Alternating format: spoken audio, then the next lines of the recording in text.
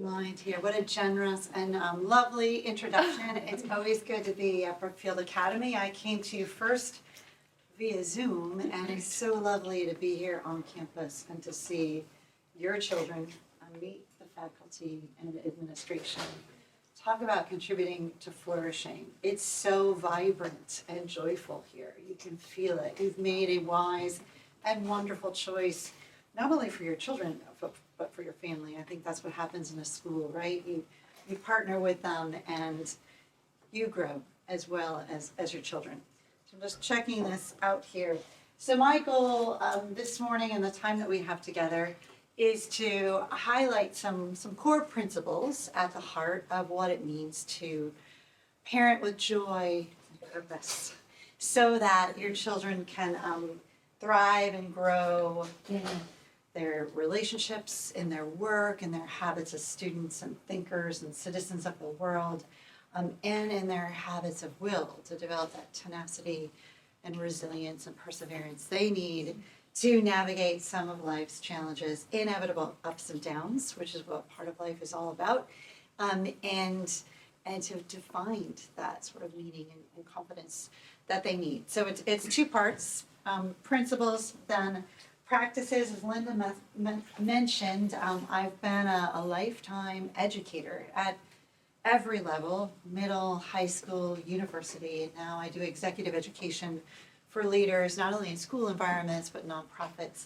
and in business. Any organization where leadership is committed to putting people and care for who they are and the kinds of persons they're becoming at the center of their work, it's important.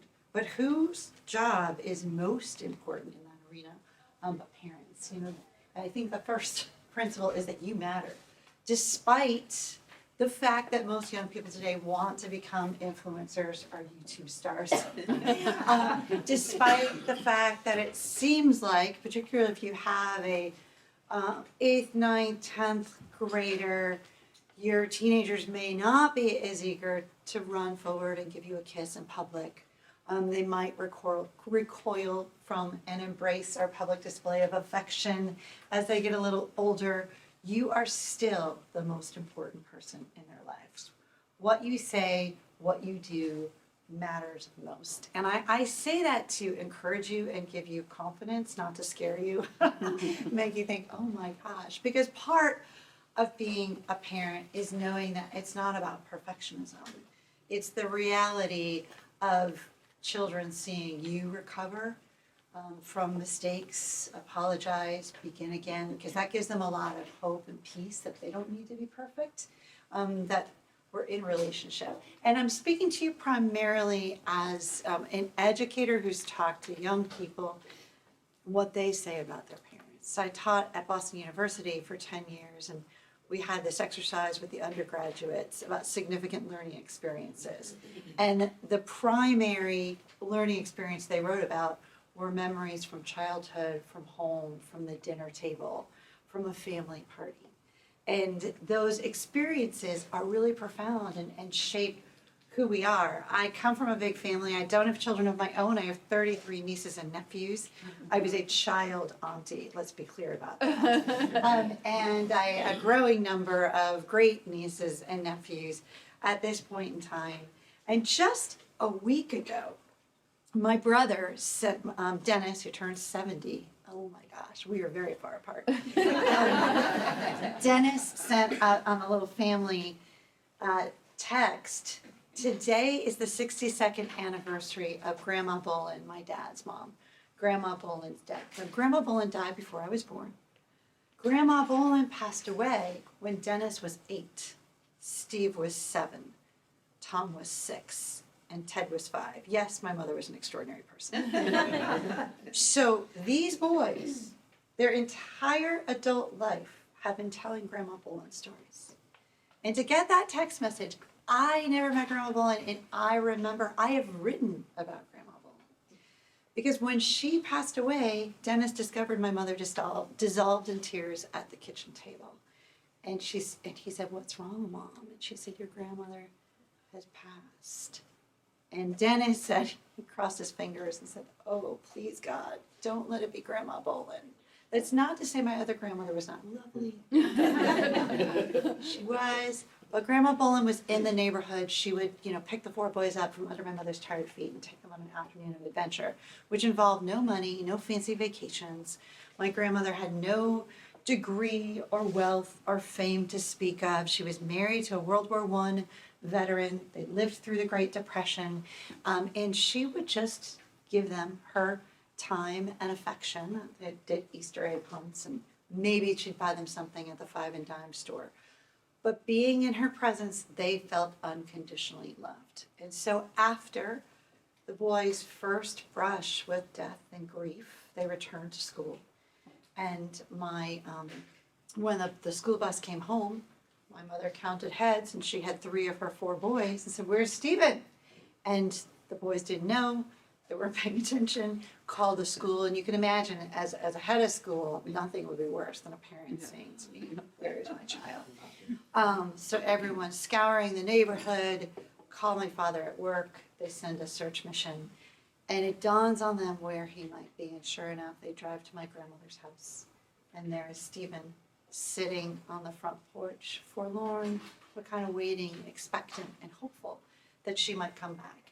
That is the enduring impact of a life, a person who shaped our aspirations of what it means to be generous, selfless, kind, giving, someone who shapes your imagination and memory and says, "I want to be that way. I want to be that kind of person." And my father, World War II veteran, if he were alive, he would have celebrated his 100th birthday last year, shared with me when he was 87 years old, over Cheerios one morning, a memory from middle school that he never shared at any other point growing up. But I knew they had limited means. I knew life was difficult, that they were, my grandfather couldn't keep work until the Works Progress Administration made jobs available during the Depression. I knew his favorite meal was an omelet, because when his dad got a job, he brought home a dozen eggs and they whipped up omelets together. But he wanted to share a story with me because he knew I had middle school students in my care as well as high school students. And he said to me, sometimes kids can be mean. And I said, "Really, Dad, why?" And he said, "When I was in middle school and we didn't have an indoor bathroom yet, we had an outhouse. And he and his one sister shared a little basin. Well, as a 12-year-old boy, he wasn't that interested in bathing in the basin frequently. But in PE class, they had a tradition. We don't do this anymore. But they had the boys sit on the bleachers over here, the girls over here, and they had these athlete's foot check. I never experienced that. And so they said, "Okay, sit down, take off your shoes and socks." So my father took off his sneakers and he had these filthy socks on. And he peeled off his dirty socks, revealing his filthy feet. And one of the boys jeered, "Hey, Blackfoot, hey, Blackfoot." And they branded him, and the taunting continued. And it really struck me that, growing up, he never shared stories of hurt or pain. He only shared the fun memories of the cousins they took in, and and that's a choice. That's a choice he made to keep us grateful, to keep us focused on the positive, to not let circumstances, whether it's a low grade or difficult finances, define us. And I think that's really important. The stories we tell, the memories we create. And of course, I was really moved by that anecdote and immediately went to my gut. I was like, "I can't believe they were that mean to you, my dad." And of course, he recovered from it. But it was in the midst of a lot of personal challenge. And so the stories of resilience, the stories of heroism, the stories of strength are important.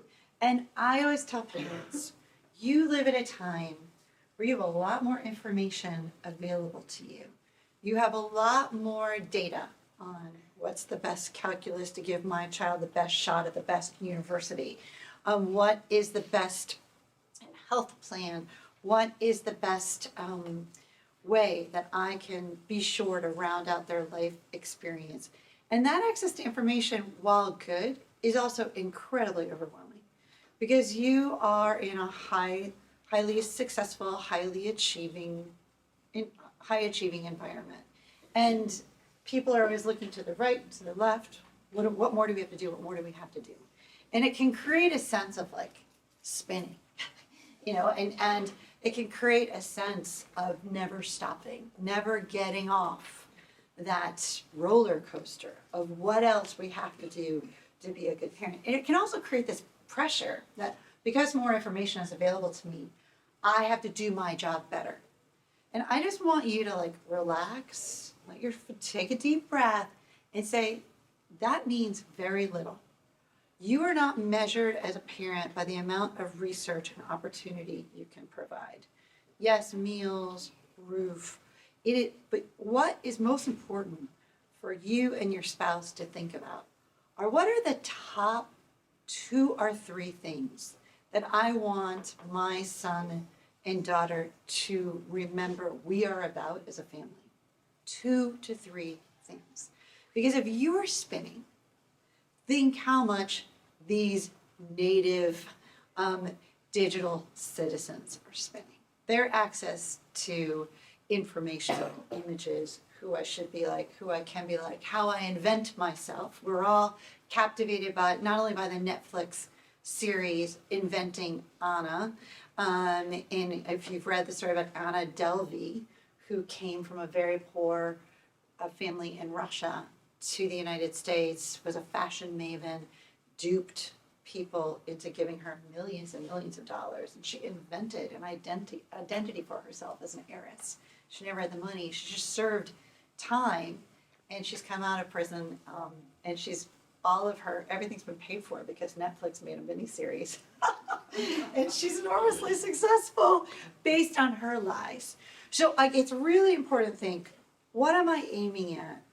Who is it that I hope my sons and daughters will be? What kind of person do I hope my son or daughter will be? What kind of friend? What kind of spouse? What kind of colleague, employee? And to really think about that and stake a claim in that. That kind of helps you say, look, what matters in our family is family. For my parents, it was really clear it was 3 things. It was family, God, and work. It wasn't even work. It wasn't even your grades. It was how were you as a student? How were you as a teammate? And we all had to get jobs by the time we were 13, 14 years old, which is different now in this culture. But work still matters. Bridges are falling down all the time. I worry about the work ethic of our engineers, mathematicians, scientists. If we're not learning from a very young age how to do a job well and to be sensitive, intellectually careful, intellectually honest, intellectually humble, to learn from our mistakes, if we're not taking those habits of mind and character seriously, and the little things that we do, from setting the table to painting a room to weeding to a small job we have at home, then we're depriving our children and the next generation of the really important habits that allow this body politic to trust each other, right? And parenting, family is the first school of virtue, those good habits of mind, heart, and will that help you to thrive in life. So think about it. What is it that matters most? Because there's all these things that are going to be competing for your attention. Sometimes you have to say, shut the lights out and go to sleep. Or I need you to take an hour out. Grandma is here and family matters most. And that's okay. And they just need to do more work. Well, maybe they need to do more work because they're so anxious and they're perfectionists. And part of what offsets and balances that is letting them know they're loved and needed in family. So it's okay. It's okay. We are not success managing them to be perfect producers of perfect grades. We are success managing them to develop the habits of mind and help them be a good student, but also to integrate that with taking care of people, integrate that with other priorities that keep them centered and grounded. But this is your big conversation at home. What are we aiming at? What matters most? What do I care most about for my children? What kind of person? Because, they're always going to be stresses and challenge and learning. And we know there is a huge rise in anxiety. And the way to offset that is to create as much peace. That doesn't mean you can't blow up and freak out at home, but as much peace at home. In fact, Harvard ran the Harvard Dinner Project study. And part of it was, if we can have just a few good meals at home, it's going to promote healthier eating habits, both independently and together as a family, and create overall better mental health, physical health. But also they found the communication, the tech-free zone of a dinner table, the eye contact, the tradition of some people saying, what went well today? What are you most grateful for? There doesn't always have to be a framed up theme for conversation, but sometimes it's helpful. I have a colleague and he says to his kids, what was your God moment today? What was this, like, some sort of experience that was just like, wow, there's something big happening, and it happened in a little thing. Maybe it was just enjoying the beauty of the change of leaves. But what we're aiming at is not making sure they never look or feel like this, because this is part of the roller coaster, particularly of middle school and adolescence. I talked to parents about navigating the odyssey of adolescence. We cannot control the temperament that they were born with, that may come somewhere in the DNA, that we cannot control their first reactions to study pressure, but we can help them deal with it. So, so we'll get at that. I mean, and the goal of character, building those habits of mind, heart, and will, those strengths that help you thrive and work in relationships. We know that we can build habits that help us thrive and flourish, and we can build habits that help us languish. And if you're Harry Potter fans of the books or the films, Dudley Dursley would arrange everything to be as close to the refrigerator as possible, just to grab snacks constantly. And he's habituated to mean-spiritedness. I mean, it's exaggerated to make a point, but it reminds us, and we see in our kids and the students we teach, we know and we love, we see the good, the bad, and the ugly all the time. Human nature is imperfect, and we need to embrace that imperfection, that messiness, and that's where the growth happens. And we're always kind of helping evoke little shifts, little small steps towards flourishing versus languishing, towards generosity versus selfishness, towards sustaining work versus giving up. And it's just like physical therapy or coaching in a gym. You have to have repetition and good form, and you have to stay at it. And you stop, we lose it, right? We start to lose it, and then we get back into practice again. So all of these habits we talk about are habits that need to be practiced, and sometimes it's harder to get back on track. Okay, so in principles, what do young people need? What does human nature need?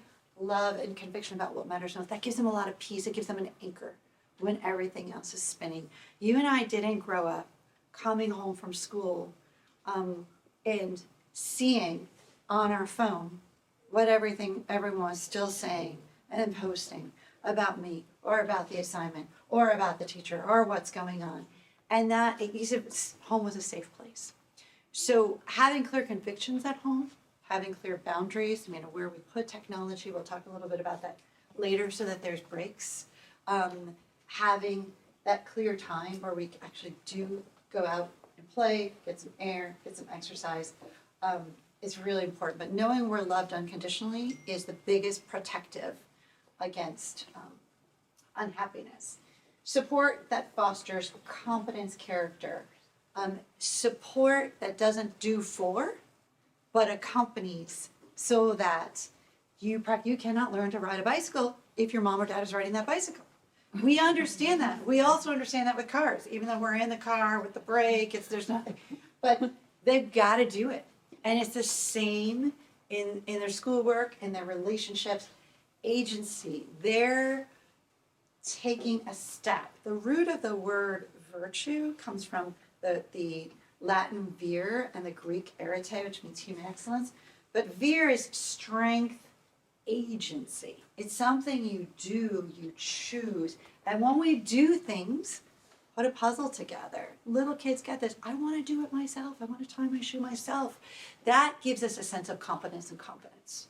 When other people do things for us, we don't have that confidence and competence. We're robbed of that opportunity. So really important to give them agency. And this is not a science experiment. This is not like an empirical study. I'm going to put you in the room and watch you do these things. Again, the support, the coaching comes from the love, the accompaniment. We believe in you. You can do this. That's how character is built. Agency, competence, school, work, and life. And that's, again, school and work, habits of mind, tenacity, patience, work, again, that intellectual humility, that intellectual carefulness, checking your data, checking your sources, citing them. In life, dealing with disappointment, beginning again, realizing none of us are defined down by our worst moment. None of us. And so neither are our children.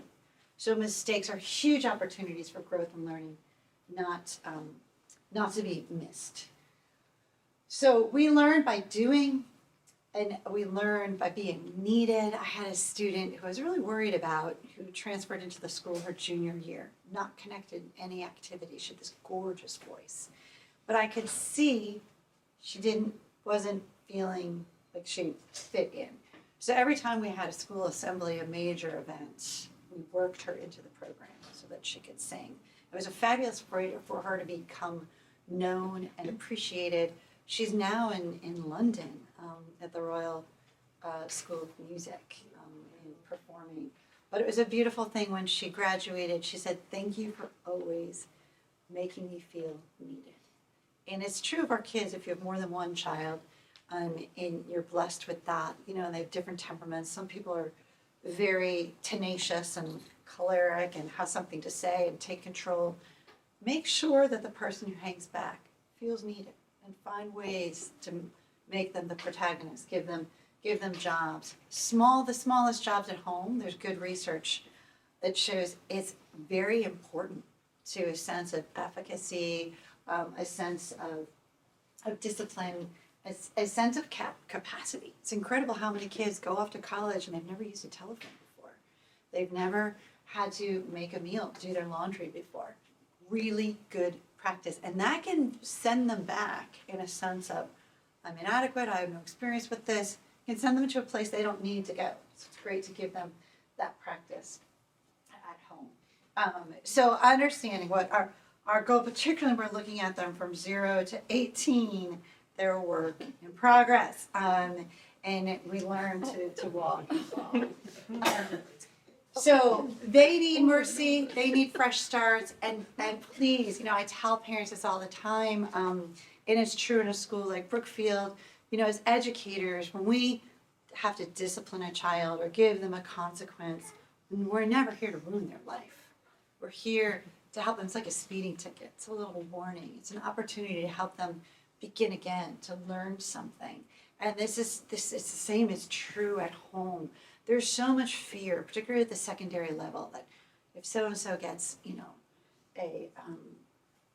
a low mark, it's going to ruin his transcript and all of his opportunities for college. Or if there's a disciplinary infraction, it's going to ruin his life. Now, this is the real moment for growth. We don't want to deprive them from that. I like to think, sometimes an in-house suspension or a drive to the police station can be life-changing for a child, and it gives a lot of perspective. My nephew was a bit of a hellion from the time he was 2, always getting in trouble in middle school, and then in high school he entered this place of non-communication with adults. He was sleeping more, drinking gallons of milk, eating my sister and brother-in-law out of house and home, and he was my godson, and I loved him dearly. And it was after first semester, freshman year in college. He was at Virginia Tech, and he was so animated. At Christmas, we were talking, and I said, "Danny, what's going on? You're talking to your mom, you seem so engaged." And he said, "Oh yeah, Yeah, no, I always was. It's just, I realized my strategy was counterproductive. I realized it somewhere through first semester of college. My strategy. So the kids have to go through these phases and stages. My sister had to have a contract with the dean in order to get him to show up and, get to school on time. Okay. And then also we can be nervous as parents about the culture, about the influences, what they're seeing, and we can kind of we got to circle the wagons, we got to protect them, we've got to, and you obviously home and school, we want to be as aligned as possible, but we live in the real world, and things are going to come their way on social media, things are going to come their way in their lives. What matters is that home is a safe place for you to tell us anything. I want you to feel so comfortable that whatever you see, what makes you uncomfortable, what you hear, what you experience at a party with a friend, or you need to call me for a ride, call. Tell me what happened. Because if they don't feel as though they can tell us what happens, the people who love them the most, they will find someone else. And that's why it's always helpful to avoid phrases like, always, my child would never, in this house we always, because those expectations are not realistic expectations for works in progress. We want to help them understand, yes, we're all imperfect, mom and dad are imperfect too, and we have to begin again and make amends and build bridges and start over and forgive each other, and we need to do that with you too. Otherwise, those mistakes become heavy burdens, and you don't want them to have confidants elsewhere, because those confidants are there. And they're not healthy, and they're not interested in loving your child. So we want to engage and embrace them in big questions, but we can't be afraid of dark influences, but we need to be mindful of them. We want to engage them and embrace them with a broad vision that this world is theirs. They're called to make a contribution, and there are a lot of positive ways they can use their gifts and talents to do that. We're going to discover it little by little, but it starts at home with family. It starts in school, in the play, even when it's shut down because of power outages. It starts on the playing field. It starts with our attitude. And parenting is really hard. I mean, it breaks your heart when they're disappointed, when they didn't make the team, and they get that low grade, or when they perceive, they may not be, they may perceive that they're being not included by a friend. So understanding our aims, that these virtues matter, doesn't always tell us how to get there. Gosh, what do I do? How do I do this? Because I've set out to be the perfect parent. I've read everything. And ironically, there are no degrees or PhDs in parenting. There are some master's programs out there across the world that are growing, but that's a little deceiving too. It's good to understand psychology, child development, brain development, but our best laid plans in life are usually ruined by 7 a.m. The first child to call crying because they forgot their history project. Or then, you were all taken care of. I was a young orphan, but you were probably taking care of an aging parent or more than one. Things in your workplace, challenges in your marriage, economic challenges, another child who has a need. This is kind of like our stomach is like stuff. So the goal is not to skate through a perfect plan of the day, never raise your voice, get everything right. The goal is like, how do I recalibrate and recover? How do I navigate these ups and downs? So that's what my kids see. My parents had a lot of struggles. There were a lot of difficulties at home. There were fights. There were, but we witnessed both the messiness and the recovery. The messiness and family coming together. This is probably one of the most difficult stretches of the year. It's one of the most difficult stretches for the school year. Daylight savings time, days get a little bit shorter, just got to get to Thanksgiving. All of that romantic high of the fresh start of the new school year is long gone. And so they've gotten to their bad habits again, they're procrastinating, and it's all sort of targeted at you in the school, are making them miserable. And you just can't get to Thanksgiving soon enough. And then, of course, you're thinking about, am I hosting? Are we traveling? This is not going to be restful. All of these things, like challenging our sanity, are very real. And so where do we begin? You know, what's our attitude? What do? We don't know what to do. How do we recover? What's most important for these kids? Well, it's good. First of all, you're in a fabulous place. And the adults here, I watch them meet and greet these students. I watch them welcome to the classroom. There's humor, there's delight. It's fantastic. They're here. They're like, I love you. And Toni Morrison, before she passed away, African-American writer, was interviewed, I think on Oprah, about parenting and what's most important in life. And she said, you know, I used to think that the most important thing I could do is like keep my kid on the straight and narrow. They'd walk into a room and I'd say, button up, stand up straight, tie your shoes. I was always kind of slicking back their hair, just always kind of looking at them through this lens of perfection. Are you focused? Are you paying attention? Are you doing what you need to do? Like that was my job.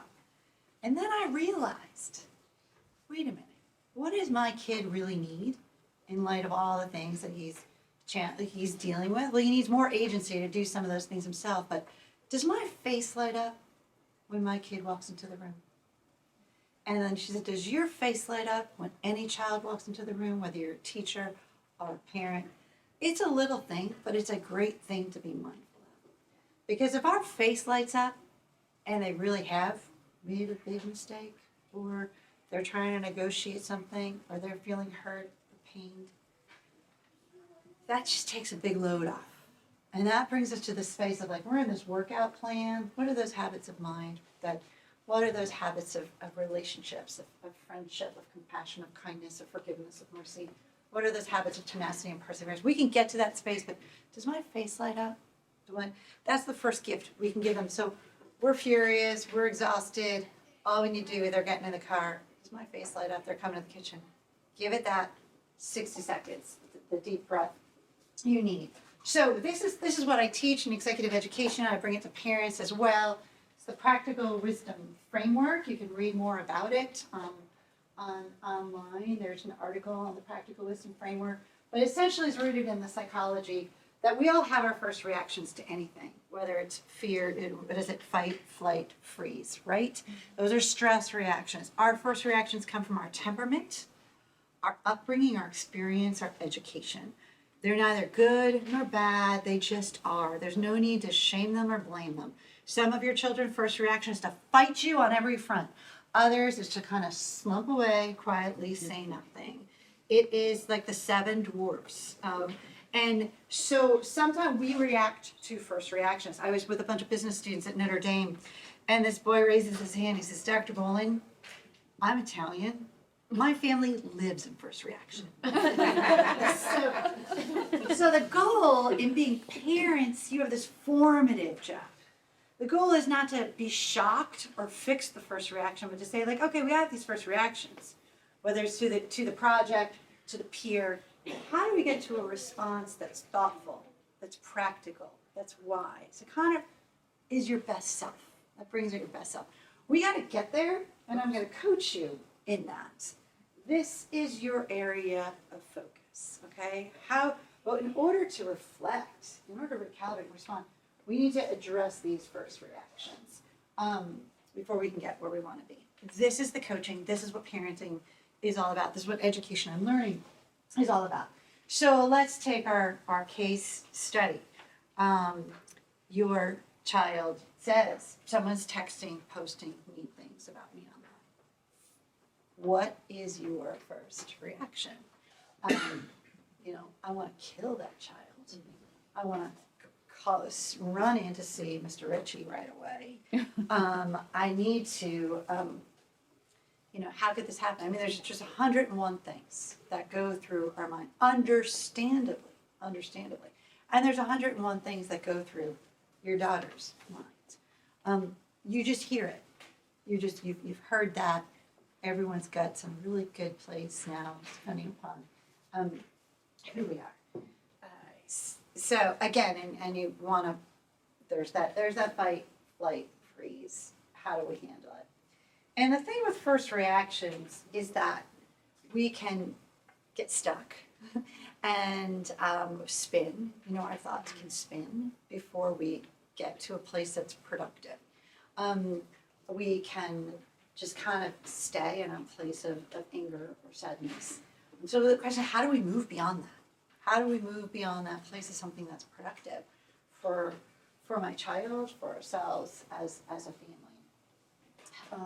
First, we have to just acknowledge it. Okay, this is how I feel. I gotta go outside and go for a walk. In the old days, people would go for a smoke. But I gotta go for a walk. I gotta breathe. I gotta, get some. And you haven't even seen it. You haven't seen the post yet. You don't know. You're hearing this. So I gotta acknowledge my first reactions. I have to observe my son or daughter. Now, once I've done that, I've got to press pause and say, how do we create the space for some productive learning?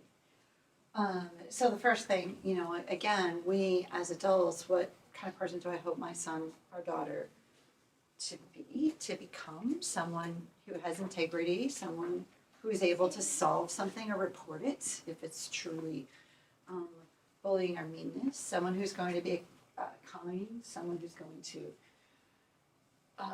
whatever that list is, and someone who's going to be resilient and not just to find down. But then this really important set of questions comes. What do I know? What do I need to know?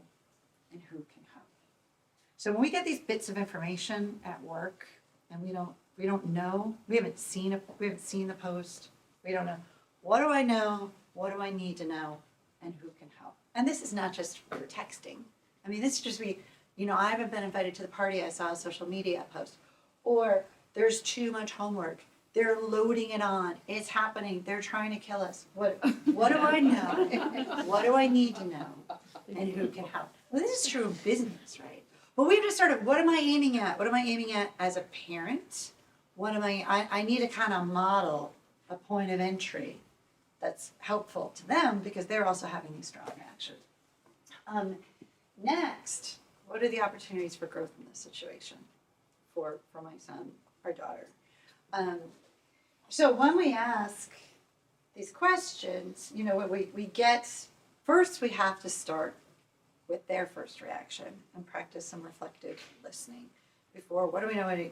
Because if we don't understand how they're really feeling, because kids also know how to push our buttons, so we need to understand it's very important in the same way.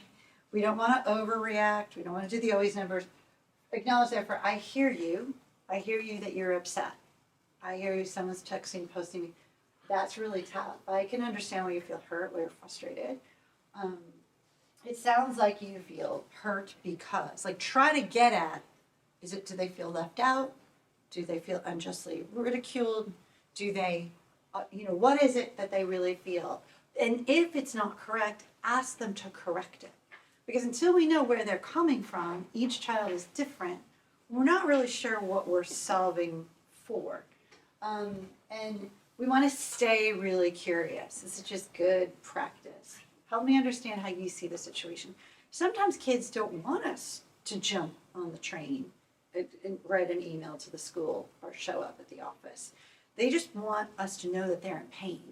And until we understand the full context, how do you see the situation?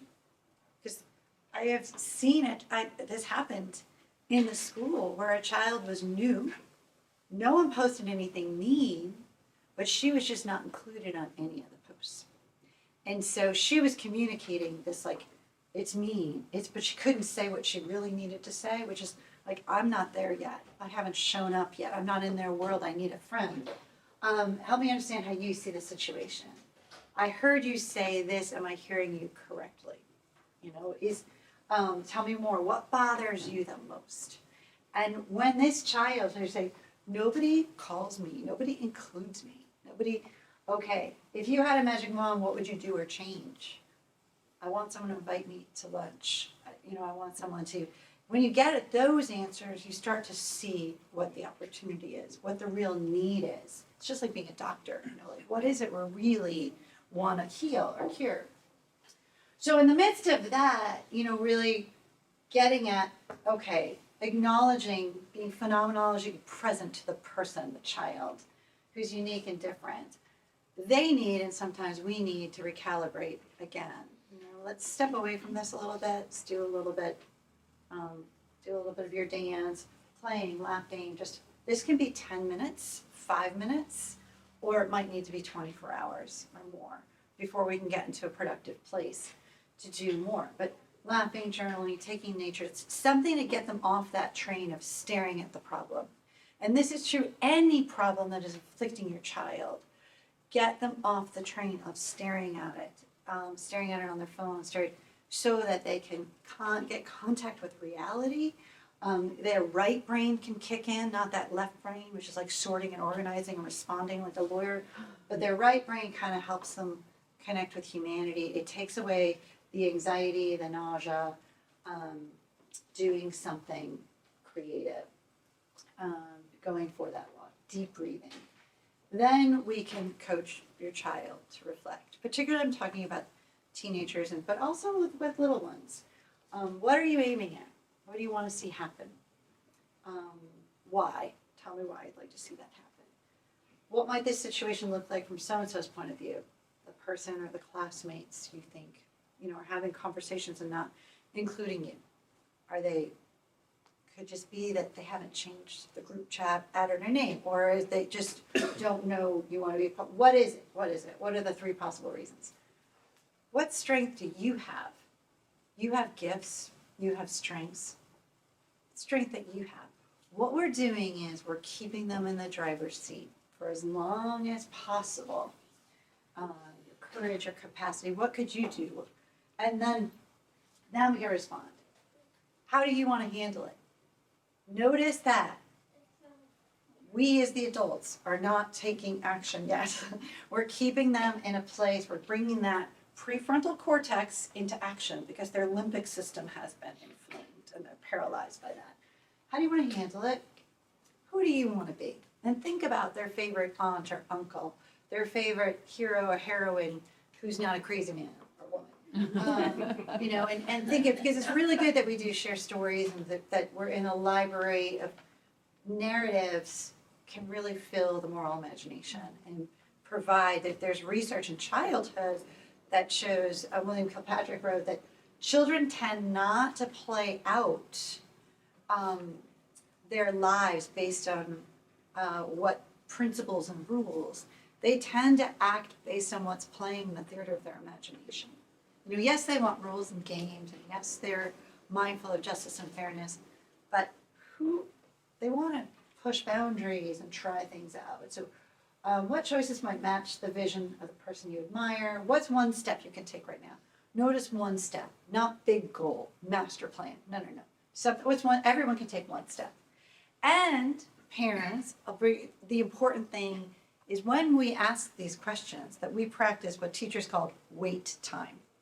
Wait time means you ask a question and 3 alpha students have their hands in the air and a good teacher counts to 10 quietly to see how many other hands goes up and also finds. So we have to practice internally the wait time to give them the space and place to do this kind of thinking. It doesn't have to take that long. What's one step you can take right now? What support? Now we're at you. What support do you need from me or from someone else? Maybe it's a teacher at school, maybe it's a coach, maybe it's a band director, maybe it's their advisor in their advisory group. And now we're cooking with gas because we know where they're at, what bothers them the most. They've made some steps. This is building both some mental habits, and then we can support you. This holds true when the proverbial baseball goes through the neighbor's window, which happened to us all the time. We would run and hide. Then my mother would flip out. And then it was like, okay, what do you want to do? Coaching us to go and apologize. And maybe she would accompany us, but we had to do.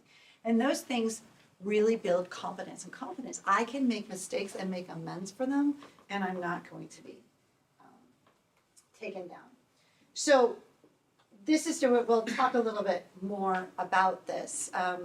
But I remember an incident when I'm laughing about it now, but this is really horrific. When my brother was 17 years old, he took my father's brand new car out from work. It was just the time when they had electric windows. Kids don't even know what you mean. You say roll it down.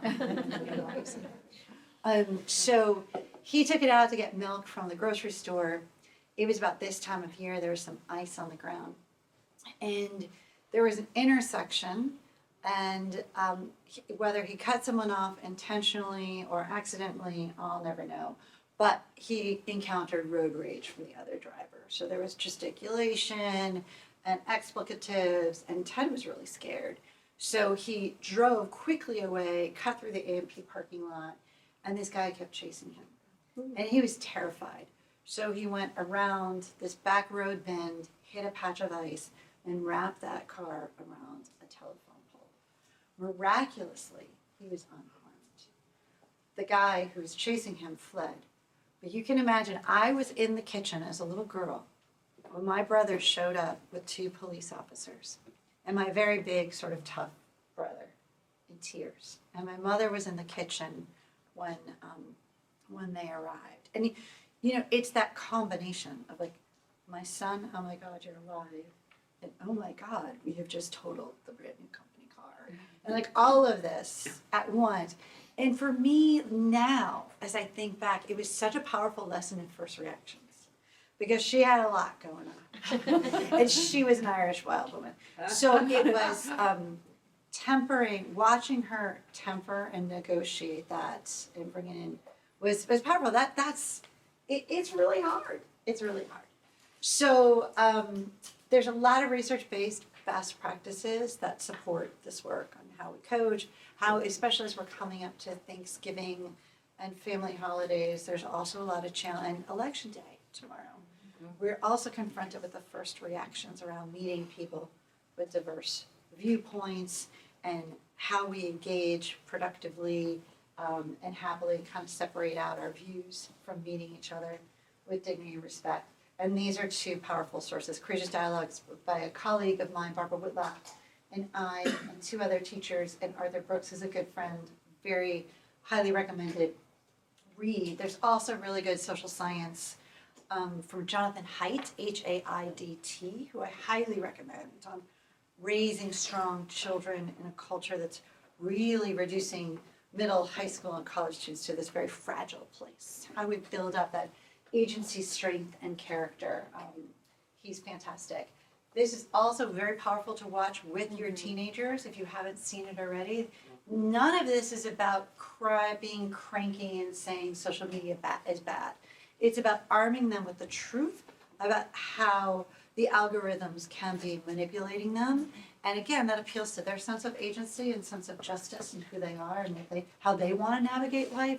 So having really good conversation about documentaries that can kind of inspire and awaken them is powerful. And just with social media, again, the research is consistent. Having good family traditions that are tech-free places and times, particularly meals, having a tradition and space and place to charge the phones publicly, so keeping docking areas, buying old-fashioned alarm clocks. Kids are staying up all night.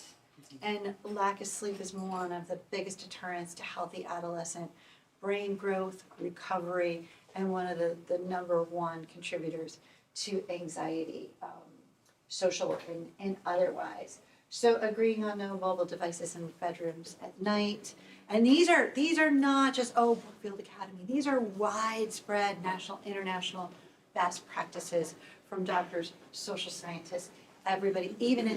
It's interesting that in Silicon Valley, they're low-tech parents. Mm-hmm. Steve Jobs had books, no devices, at home, at the dinner table.